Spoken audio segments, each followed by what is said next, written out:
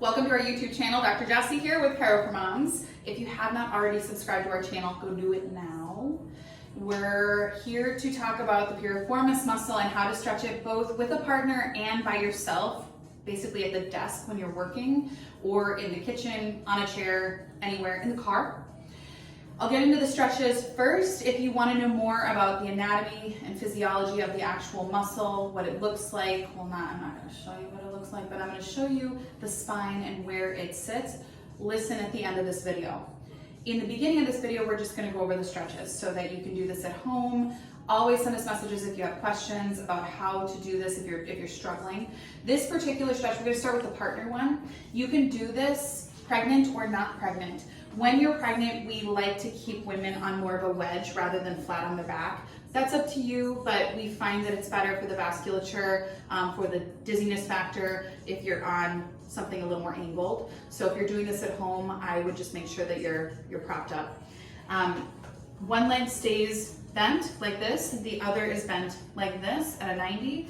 The trick to this, so there's actually a trick, it's to move the foot. So you basically take one hand, you put it on the front side of the knee here toward her face. The other hand is on the other side of the ankle. The trick is to push through the ankle side. So when I do that, I'm already going to get a better stretch without pushing forward. So can you feel it already? Absolutely. Okay, now what I do here, from here, is I ask her to tell me what her limit is. So I'm pulling kind of through the knee area, I'm pushing through the ankle area so that it's more even with her body, and then I start to push my whole body forward. And she's gonna tell me when we get to the limit. That's good, that's good.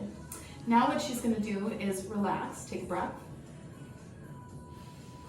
Beautiful. And then she's gonna push her ankle into my hand. So push for 3, 2, 1, let it go, relax.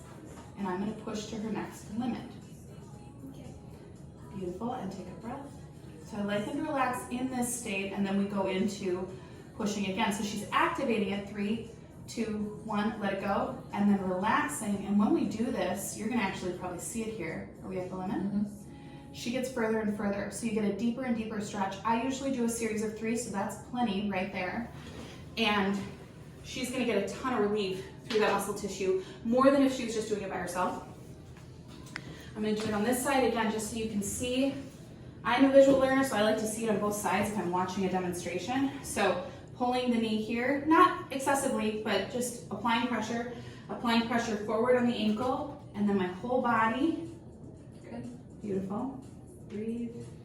And because I'm a chiropractor, I'm gonna tell you this. Partner, watch your back. Watch your bending knee, watch your bending back.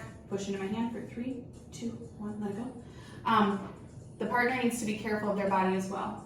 So like right now, I'm using my core. And push, 3, 2, 1, let it go. Beautiful, take a breath.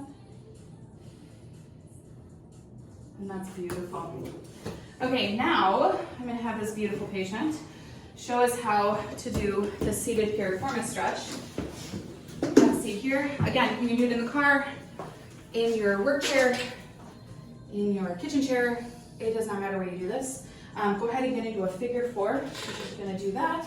And then you're gonna pull up through that side and arch through your back. So the trick here is to actually arch through this low back. The second she does that, she's gonna get a bigger pull through that butt muscle. And if you pull up even higher, she's actually quite limber.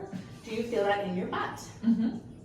Okay, so stay there. And I typically tell patients to look up over their shoulder because we naturally arch through when we do that. Her posture looks beautiful. One arm is typically not enough. You're not going to get enough of a stretch. Okay, go ahead and do the other side. I like patients to wait 5 to 15 seconds. Go ahead and do the, yeah. Should I say it again? Do the other side. Do the other side. Okay, so same thing. She's going to use 2 hands, arch through here. Do you have a tighter side? This side? Yeah. And again, 5 to 15 seconds is awesome. It's absolutely perfect for what you want to do because it's all about consistency. So if you were to do this more frequently throughout the day, that's perfect. You're going to get better results than if you do it for a minute every other day, right? So you want to be more consistent, doing it more frequently, not holding as long, and then you'll get awesome results. Okay, going into what the piriformis is, where it is. So typically patients are going to get kind of a zinger down their leg or low back pain in here. It has to do with the muscle I'm talking about here that basically goes from your hip to your tailbone. So the sciatic bundle, so the big bundle of nerves that go down through here, when people talk about sciatica, it's getting pinched.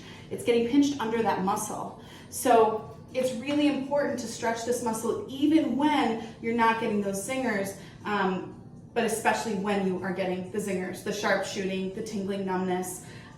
This muscle is the one that's gonna make a huge difference.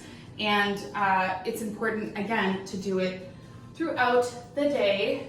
And on both sides, we like to keep things even, right? So if you have a tighter side, which she does on the right side, even though it's tighter on that side, you still want to keep things as even as possible and do the stretch on the other side as well. That'll make all the difference as you move forward with any pain complaints.